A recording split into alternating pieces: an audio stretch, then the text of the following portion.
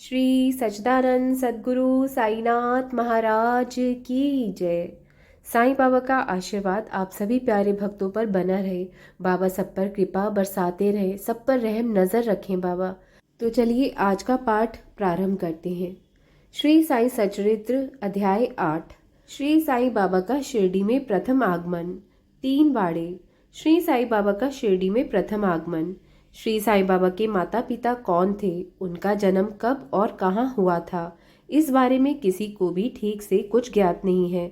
इस संदर्भ में काफ़ी खोजबीन भी की गई और स्वयं श्री साईं बाबा से भी पूछा गया, लेकिन कोई भी संतोषजनक उत्तर या कोई सूत्र हाथ नहीं लग सका। वास्तव में श्री साईं बाबा का प्राकट्य हुआ था, जन्म नहीं। जन्म तो योनिज का होता है, जबकि अयोनिज का प्राकट्य होता है। श्री साईं बाबा का भी प्राकट्य हुआ था, ठीक वैसे ही जैसे नामदेव व कबीरदास का प्राकट्य हुआ था, वह भी बाल रूप में। नामदेव जहाँ गुणाई को भीमरथी नदी के तट पर बाल रूप में मिले थे, वहीं कबीरदास भागीरथी नदी के तट पर तमाल को पड़े मिले थे। नामदेव व कबीर जहाँ बाल रूप में मिले थे, वहाँ श्री साईं बाबा 16 वर्ष की तरुण अवस्था में शिरडी के नीम के पेड़ के नीचे भक्तों के कल्याण के लिए प्रकट हुए थे। वे पूर्ण ब्रह्मज्ञानी थे। संसारिक पदार्थों की उन्हें स्वप्न में भी कोई लालसा नहीं थी। माया को वे ठुकरा चुके थे, तो मुक्ति उनके श्री चरणों से लौटती थी। शिरडी गांव की एक वृद्धा स्त्री नाना चौबदार की मां ने श्री साईं बाबा के बारे में वर्णन करते हुए बताया कि एक तरुण स्वस्थ फुर्तीला व अतिशय सुंदर बालक नीम के पेड़ के नीचे उन्हें समाधि दिखाई दिया। उसे सर्दी, गर्मी और बरसात की जरा भी परवाह नहीं थी। इतनी छोटी आयु में एक तरुण को तपस्या करते देख लोगों को बड़ा आश्चर्य हुआ। वह तरुण दिन में किसी से भी नहीं मिलता था, रात्रि में भी वह निर्भीकता से भ्रमण करता था। लोग उस तरुण के बारे में आश्चर्यचकित होकर इधर उधर लोगों से पूछते फिरते थे कि तरुण का आगमन कहाँ से हुआ है।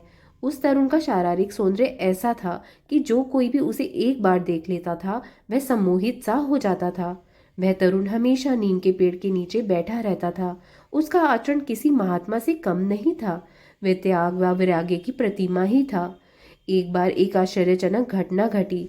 घटना के अनुसार एक भक्त पर भगवान खंडोबा का संचरण हुआ।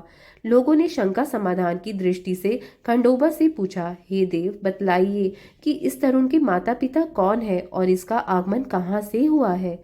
इस पर भगवान खंडोबा ने एक कुदाली मंगवाकर निर्दिष्ट स्थान को खोदने के लिए कहा। जब वह स्थान पूरी तरह से खोद दिया गया तो वहां एक पत्थर के नीचे कुछ ईंटें मिली। पत्थर व ईंटों को हटाया गया तो वहां एक दरवाजा दिखाई दिया, जहां 4 दीपक जल रहे थे। उस दरवाजे का रास्ता एक गुफा में जाता था, जहां गाय के मुख के आकार की इमारत, लकड़ी के तख्ते, मालाएं आदि दिखाई दी।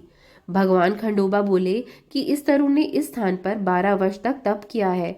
जब लोग उस तरुण से ही प्रश्न करने लगे, लेकिन उस तरुण ने बात को यह कहकर टाल दिया कि यह मेरे गुरुदेव की पवित्र भूमि है, जो मेरे लिए पूजनीय है। तब फिर उन लोगों ने उस दरवाजे को पहले की तरह ही बंद कर दिया। जिस तरह अश्वत्थल, पीपल और औदुंबर गूलर के पेड़ों को पवित्र माना जाता है, उसी तरह नीम के पेड़ को भी श्री साईं बाबा ने उतना ही पवित्र माना और उससे प्रेम किया। जिस नीम के पेड़ के नीचे श्री साईं बाबा तप करते थे, उस स्थान को व पेड़ को न केवल मालसापति बल्कि अन्य भक्तजन भी गुरु का समाधि स्थल समझकर सदैव ही नमन किया करते थे। 3 वाड़े। बाद में नीम के पेड़ के इर्द गिर्द की भूमि हरि विनायक साठे ने खरीद कर वहां एक काफी बड़ा भवन बनवाया, जिसे साठेवाड़ा के नाम से जाना गया। वह वाड़ा शिरडी में बाहर से आने वाले यात्रियों के लिए विश्राम स्थल था और वहां अक्सर ही भीड़ लगी रहती थी। नीम के पेड़ के नीचे चारों तरफ एक चबूतरा बनाया गया। उस चबूतरे पर भक्तजन उत्तर की ओर मुंह करके बैठा करते थे। चबूतरे के पास ही सीढ़ियों के नीचे दक्षिण की ओर एक छोटा सा मंदिर बना है। श्री साईं बाबा के भक्तों की ऐसी मान्यता है कि जो भक्त चबूतरे पर बृहस्पतिवार व शुक्रवार के दिन संध्या समय धूप, अगरबत्ती आदि जलाते हैं, वे भगवान की कृपा पात्र बनते हैं तथा उनका जीवन सुखमय रहता है। साठेवाड़ा काफी पुराना होने के कारण जीर्ण शीर्ण अवस्था में था, जिसका जीर्णोद्धार श्री साईं बाबा संस्थान शिरडी द्वारा करवाया गया। साठेवाड़ा के जीर्णोद्धार के कुछ समय पश्चात ही एक अन्य वाड़े का निर्माण किया गया। उसका नाम दीक्षित वाड़ा रखा गया। इस वाड़े का निर्माण कानूनी सलाहकार काका साहेब दीक्षित ने करवाया था। कहते हैं कि जब काका साहेब इंग्लैंड में थे, तब एक दुर्घटना में उनके पैर में चोट आई थी। काफ़ी उपचार करवाने के बाद भी उनके पैर की चोट ठीक नहीं हुई। तब नाना साहेब चंदोरकर ने उन्हें शिरडी जाकर श्री साईं बाबा की कृपा पाने का परामर्श दिया। नाना साहेब के परामर्श पर काका साहेब ने 1909 में शिरडी जाकर बाबा के दर्शन कर उनसे पैर के बदले मानसिक पंगुलता दूर करने की प्रार्थना की। श्री साईं बाबा के दर्शन करके काका साहेब परम सुखी हो गए। फिर उन्होंने स्थायी रूप से शिरडी में ही रहने का मन बना लिया। इसी दौरान उन्होंने इस वाड़े का निर्माण करवाया था। हेमाड पंथ के मूल ग्रंथ अनुसार दीक्षित वाड़े का शिलान्यास 9 दिसंबर 1910 को किया गया था। उसी दिन 2 अन्य बातें भी हुई। पहली ये थी कि दादा साहेब खारपड़े को घर लौटने की बाबा से अनुमति मिल गई। दूसरी बात ये हुई कि चावड़ी में रात्रि के समय आरती प्रारंभ हुई। कुछ समय के पश्चात जब दीक्षित वाड़े का निर्माण कार्य संपूर्ण हो गया, तब 1911 में रामनवमी के दिन इसका विधिवत उद्घाटन कर दिया गया। इसी तरह एक अन्य वाड़ा जो शाही भवन ही था का निर्माण नागपुर के सुप्रसिद्ध श्रीमंत बूटी ने करवाया। इस भवन निर्माण में काफी धन लगा था। इस वाड़े का निर्माण करवाकर बूटी ने अपनी धन संपदा को सार्थक माना। श्री साईं बाबा की समाधि इस स्थान पर है, इसीलिए ये वाड़ा समाधि मंदिर के नाम से जग विख्यात है। जहाँ श्री साईं बाबा का समाधि मंदिर है, वहाँ पहले एक बगीचा था। उस बगीचे के पौधों को स्वयं श्री साईं बाबा सींचा करते थे और उसकी देख रेख भी करते थे। सब वाड़ों में साठे वाड़ा ही सबसे पुराना है। जहाँ आज 3-3 वाड़े बने हैं, वहाँ कभी एक कुटिया भी नहीं थी।